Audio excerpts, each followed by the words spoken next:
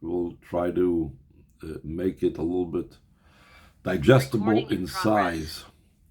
So he says, first of all, he brings the words of the Zohar. We're not going to learn the titles on this week's parsha, where it speaks about that the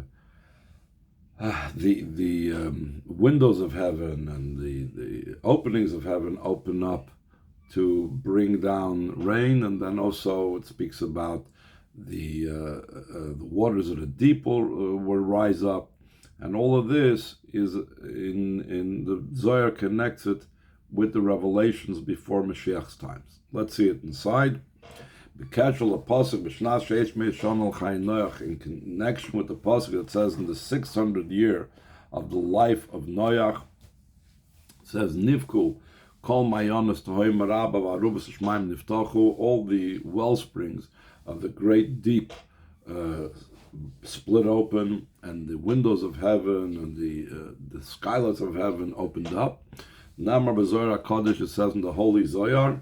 First he's going to say it in Aramaic, then he's going to translate it. What is the number 600 referring to?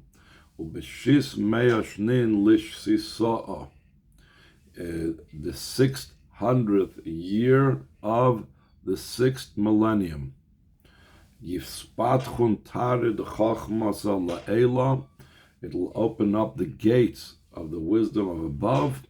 Umabui the chachmas l'sata, and the well springs of the wisdoms below. V'yistaken alma, and the world will be ready. Le'ala b'shvi'ah, to rise up in the 7th millennium. So therefore, the second half of the 6th millennium, which we always liken it to in other times to Friday afternoon, if we divide the existence of the world into the 7 days of the week, every day being 1,000 years. So then on Friday afternoon, as a preparation for Moshiach's times, the lower wisdoms will arise and the upper wisdoms will arise, and both of these together will be a preparation for Moshiach. Now he's going to translate into the Hebrew. The Hainu b'shnasa sheish me'es la'eluf hashishi, in the 600 year of the 6th millennium, Yiftachu Shari Chachma L'mayla, will become opened up the gates of wisdom above, Umayonas HaChachma L'mata, and the well springs of wisdom below. Va'olim Yisukim, and the world will become prepared and ready, K'dei Yuchul Ikonos L'Alav Hashvi, so it should be able to enter the 7th millennium. So the Rebbe goes on, Shnei and Yonah Eila, these two ideas, Tari the Chachma L'Eila, the gates of the wisdom of above, Umabui the Chachma L'Sata, and the well springs of the wisdom below. Hamarumazim the pasuk Nifku Kol Mayonos Toim Rabba, that's hinted in the pasuk that all the well springs of the great deep split open. Skip the parentheses. V'arubas hashmaim niftachu, and the windows or the skylights of heaven opened up. You can skip the parentheses again. These go on the wisdoms of Torah and the wisdom of the world. That is talking about, respectively, the higher and lower wisdoms. V'alchim is manahu, and truly we find in the 600th year of the 6th millennium, meaning going past the year 5,500, Haisa, his Geulah, since the creation of the world, his Geulah, Yisera b'pnimis HaTorah, was an additional revelation in the inner part of the Torah, and this has to do, we find that in the Sefer Torah Oyer of the Alter Rebbe, the Alter Rebbe's Ramarim, and also the later on the Likutei Torah were printed in those years in the year of close to the year 5,500, which means when you're in that transition between 5,500 going into 5,600, you're in the 600th,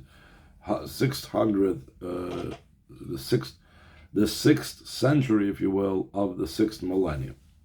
We're going to skip over to the next page.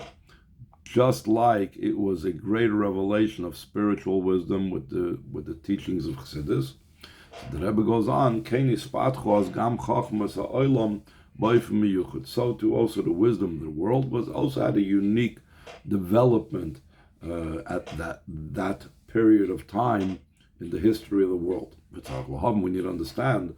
It's understood that the revelation of the inner part of the Torah is a preparation for the 7th millennium. Because in the days of Moshiach, the earth will be filled with the knowledge of Hashem. The revelation of the inner part of the Torah that is likened and similar to the teachings of Moshiach is an appropriate preparation. Every preparation for something must reflect that thing. So, since the times of Moshiach will be a revelation of the inner parts of the Torah, so our preparation for the times of Moshiach has to be in a similar vein. But the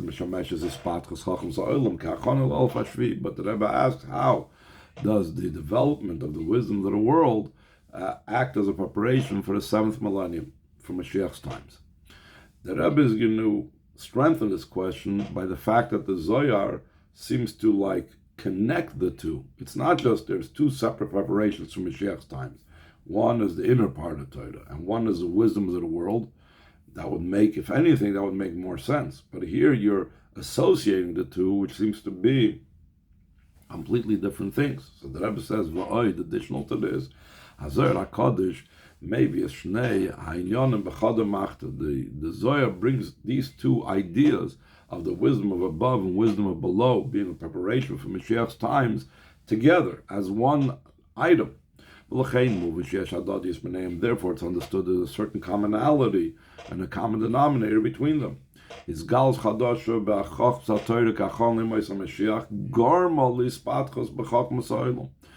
the new revelation in the wisdom of the Torah, which came about as a preparation for the days of Moshiach, caused the development in the wisdom of the world. We need to understand what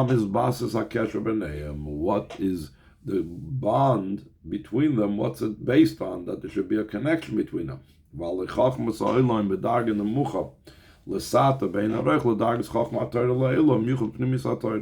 wisdoms of the world, the sciences and so on, are on a much lower level, incomparably so, than the wisdom of Torah in general, and especially when we're dealing about the inner part of the Torah. So the Rebbe goes on in Beis about how the whole idea of the wisdom of the world is for the sake of the service of Hashem. And the Rebbe is going to introduce two types of ways. Either it's a separate idea for the sake of Hashem, it has its own concept, and then it's used for the sake of Hashem, or it's initially all about the service of Hashem. Last paragraph on the first column, Ha'olam kulu v'tchulasai, the entire world and everything it contains, Nivru b'shvil HaTorah b'shvil Yisrael, as we learned in last week's parsha, that the entire the world was created for the sake of Torah and for the sake of Yidden. That's why it says Bereishis, Beis Reishis. Everything Hashem created in the world, He only created for His glory and honor. Therefore, it's understood that the ultimate perfection and completion of every creation is to be used by Yidden in their service of Hashem. So that is any aspect of the world, including also the wisdoms of the world. It doesn't just mean objects. It doesn't just mean that every plant and every tree and every animal and every stone has to be used for the sake of Hashem. Part of the world's existence is also the wisdom, the ideas are in the world. So to concerning the wisdoms of the world, the intention of their development, like it says in Tanya, is to use them for the service of Hashem, or for the understanding parts of Torah. The Rebbe adds in the brackets that the Rebbe qualifies this and says, not everybody, though, is capable and is aware of using the sciences and knowledge of the world for the service of Hashem or for the study of Torah. Therefore, it has to be people of the Rambam and the Ramban stature that are permitted to engage in this without any type of limitation, whereas regular people should avoid it as much as possible because of its impurity from Klippas Noiga that it imparts on the person's mind. In Ois Gimel, he's going to go into a whole thing which we're going to actually skip because it's really a side point. The Rebbe says, don't, heaven forbid, use this idea to justify studying in colleges and universities, because the atmosphere in colleges and universities and the attitudes are against Torah values, and it's against immodesty, etc., etc., and one has no right to endanger their spiritual life to go and study these wisdoms in such a morally base and disgusting place. The Rebbe does use this example, but it's similar to saying, in the olden days, the repositors of knowledge were monks. Those were the people that founded universities. Those were the people that studied. No one would say, I can go to a monastery and live in a monastery with monks to be able to study the sciences, etc., to become a doctor or whatever it is.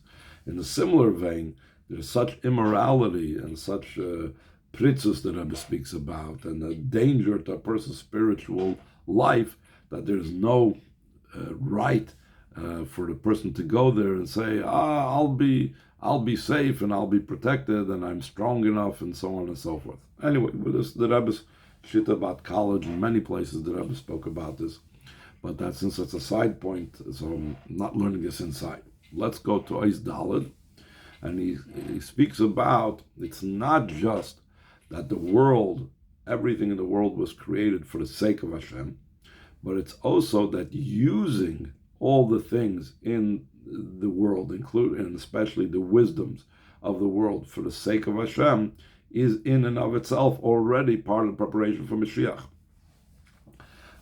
So under the Daled, since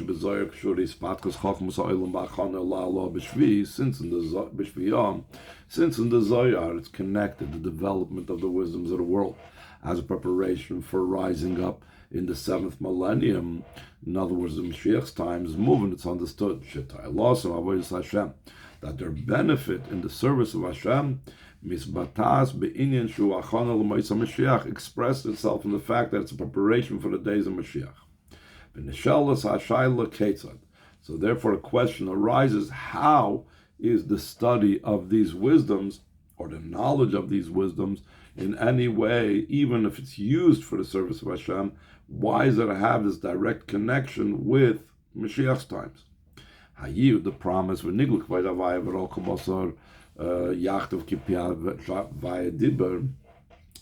been foretold, that the glory of Hashem will become revealed, and all flesh will see together that the mouth of Hashem spoke. It's from the primary things that will take place in the days of Moshiach.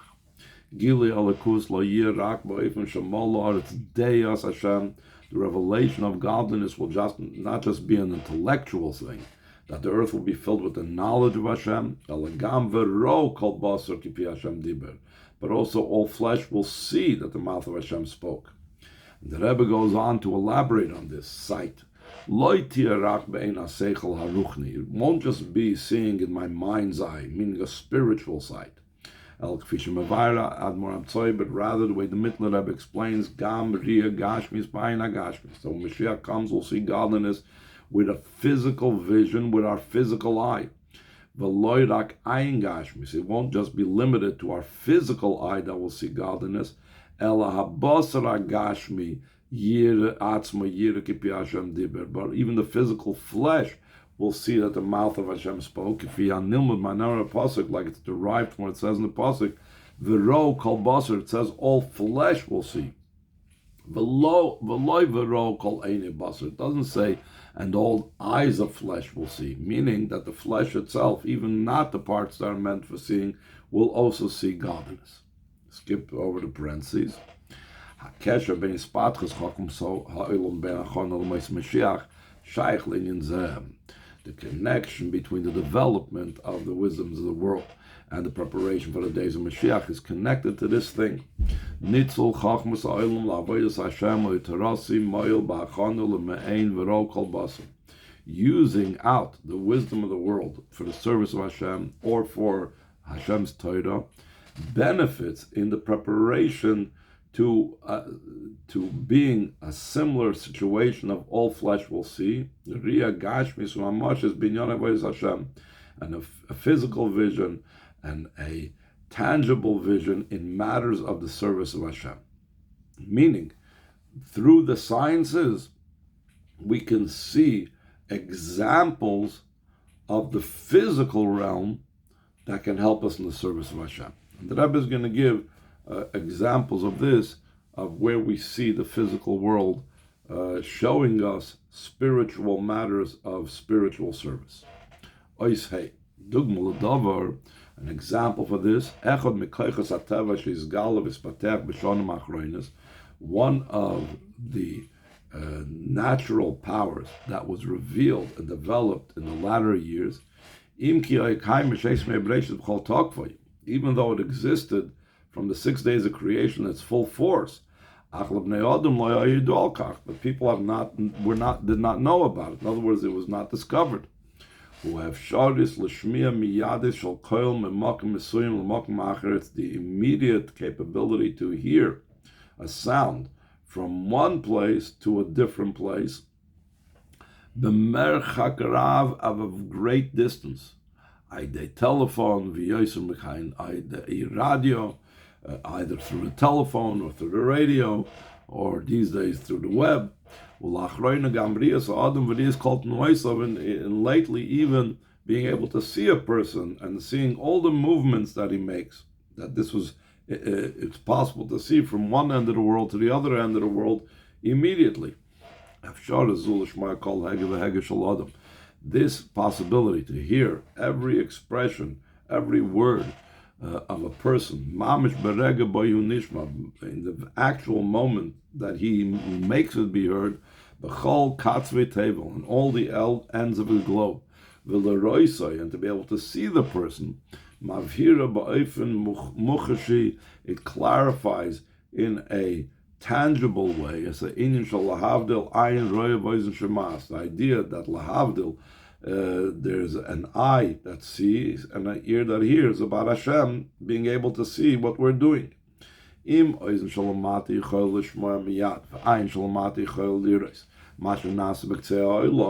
If an ear down here below can hear immediately, and the eye down here below can see what's taking place at the other end of the world, how much more so that this exists in comparison to the ear or the eye that's above. Like it says, until the one who plants an ear will not hear, and the one that formed the eye cannot see. So obviously, what's possible in this realm, for sure, Hashem is able to do. Without any limitations, heaven forbid, is Hashem's sight and hearing. Everything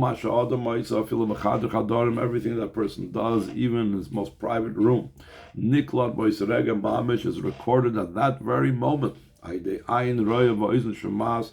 the eye that sees and the ear that hears, and therefore automatically all your actions are recorded. Through this tangible example, so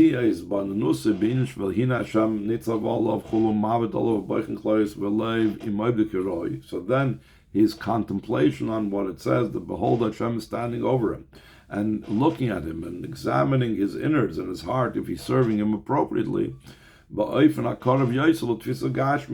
it makes it be more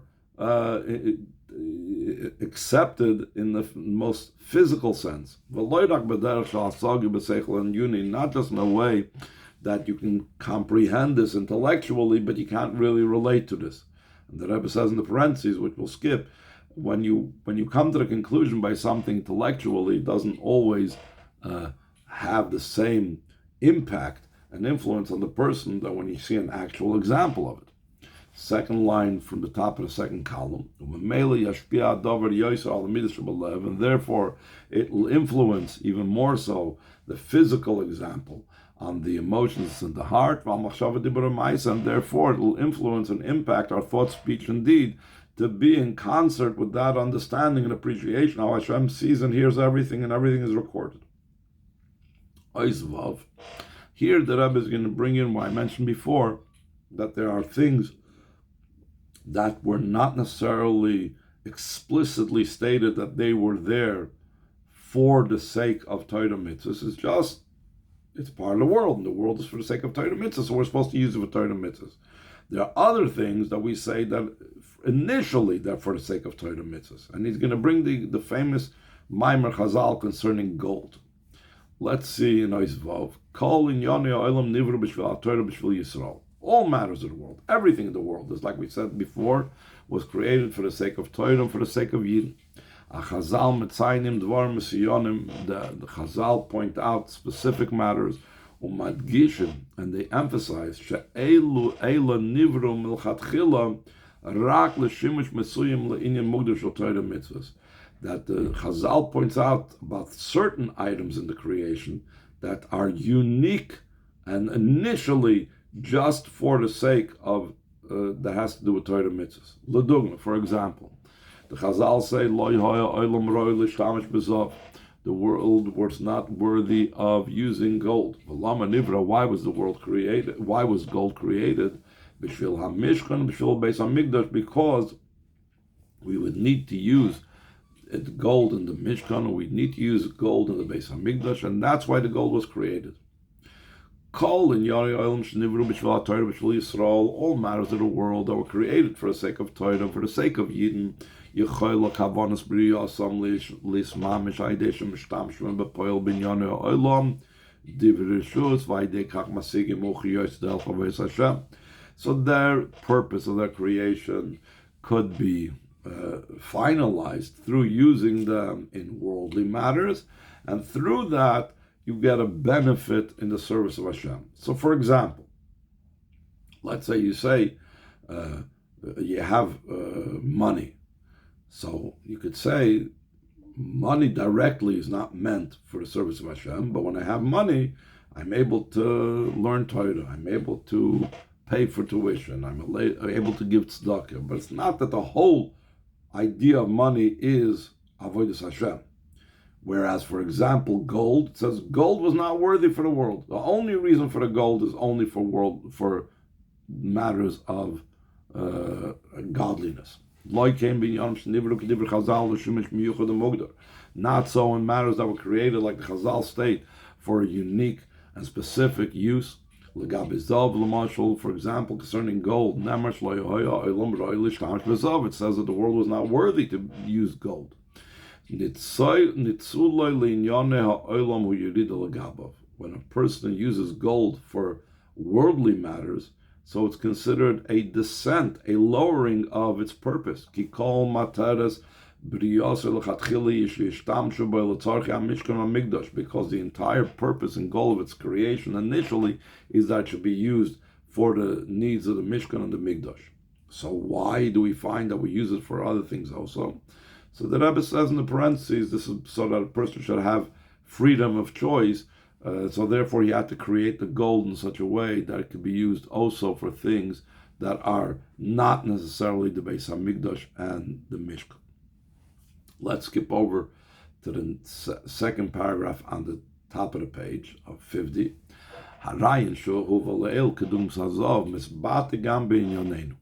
The idea that we said before concerning gold, that its whole being is about and aimed for the idea of Torah and mitzvahs oriented things, is also expressed in the topic under discussion here. In this Zohar was connected the development of the wisdoms of the Torah with the revelation of Torah, specifically what part of Torah was revealed in that era, the inner part of the Torah. And that's a proof of the fact that's the entire purpose of the development of the sciences and technology at this very same time when Torah was revealed. That's all about Torah. And the Rebbe says parenthetically, again, it's possible to use it for other things. The reason for that is, like we said about the gold, so there should be freedom of choice. Skip the parentheses to the next paragraph. Koloimar, this means to say, the fact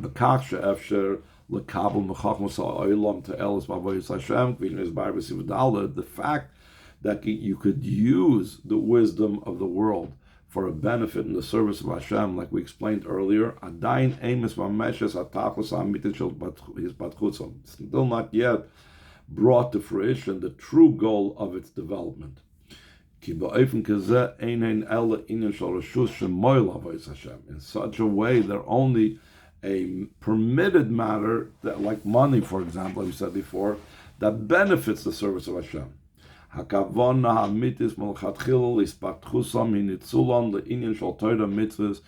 true intention initially of their development is using them out for a matter of Torah mitzvahs, and primarily they're there for the revelation and the spreading of the inner part of the Torah. Because in the Zohar, it's connected the development of the wisdoms of the world with the revelation of the inner part of the Torah. So now the Rebbe is going to add that in Moshiach's times, there's really two components to Moshiach's times, and both of those components will reflect how we need to use the wisdoms of the world, technology and sciences and so on. Last two lines on the first column, Ois Zayin. Like was explained in Ois Daled, the novelty of the days of Mashiach revolve around 2 points, top of the second column.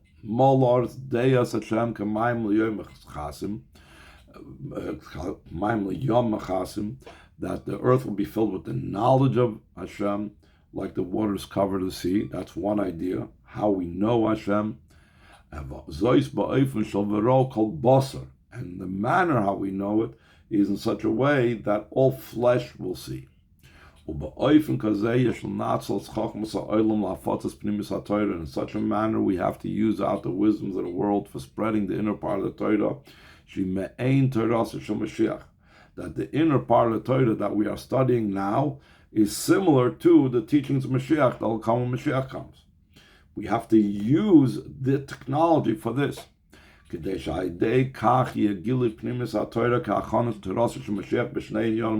that through using technology in these manners, so this will serve as a preparation for the Torah Moshiach that will be in these two ways, both Malar's Deya, that earth will be filled with the knowledge, V'ro kol basar, and all flesh will see, Ulefachis me'ein, at least the way we spread Chassidus now has to be somewhat similar to these 2 points, filling the world with knowledge, and all flesh will see. So the Rebbe gives a practical example. An example for this is when we use radio to spread the inner part of the Torah.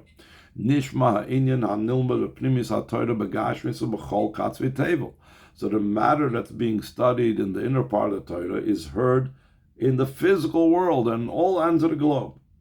Not only is it heard, which is has to do with using our mind and having the proper receivers for it. The words of Chassidus that's being taught over the radio permeate the entire world, even in a place where there's no radio receiver, that should be able to receive the sound. And the Rebbe in the parentheses explains what we know very simply, that radio waves are all around us. And the radio waves that are being spread are there all over. Just we have to tune in to the right frequency, and we have to have the correct receiver to be able to get it.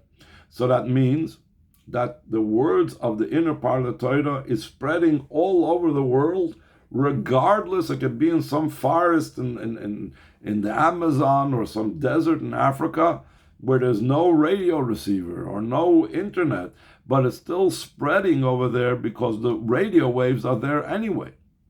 So too they are similar to these two ideas. Aleph,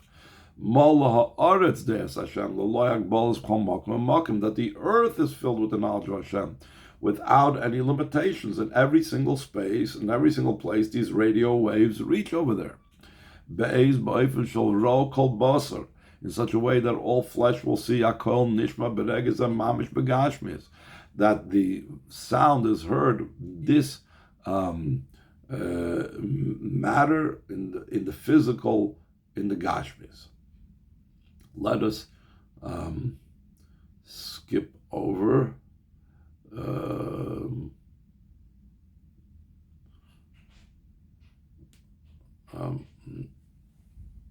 let's skip over to the next page. Oops, wrong direction. In the second column, last paragraph on that page,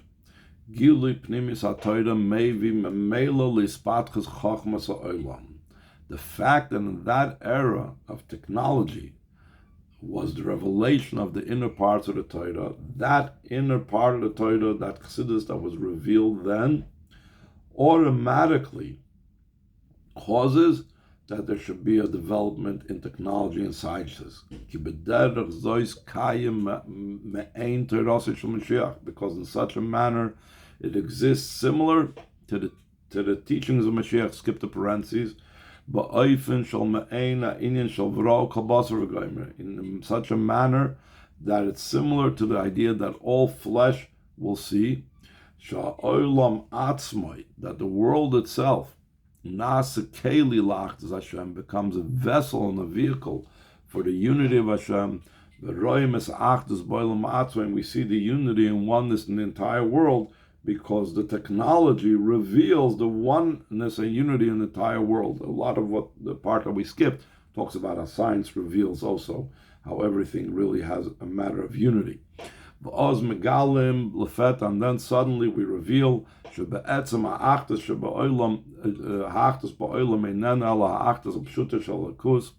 that the unity that's in the world is really the pure unity of godliness from his Geulah, Pnimis HaTorah becomes revealed in the inner part of the Torah.